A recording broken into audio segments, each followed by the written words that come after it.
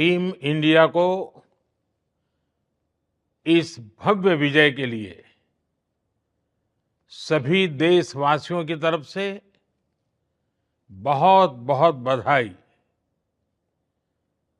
आज 140 करोड़ देशवासी आपके इस शानदार प्रदर्शन के लिए गर्व अनुभव कर रहे हैं।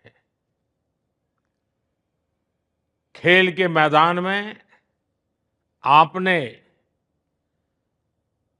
वर्ल्ड कप जीता, लेकिन हिंदुस्तान के हर गांव, गली, मोहल्ले में आपने कोटि-कोटि देशवासियों का दिल जीत लिया।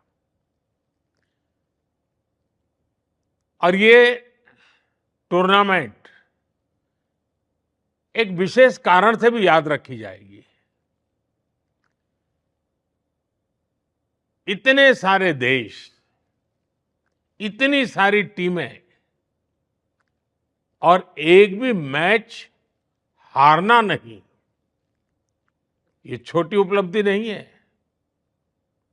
आपने क्रिकेट जगत के हर महारथी, उनके हर बॉल को खेला और आपने शानदार विजय प्राप्त करते रहे।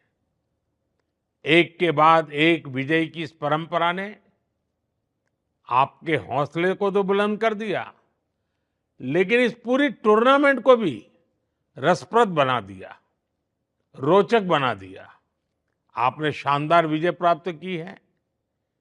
मेरी तरफ से मैं आपको बहुत बहुत बधाई देता हूं, बहुत बहुत शुभकामनाएं देता हूं।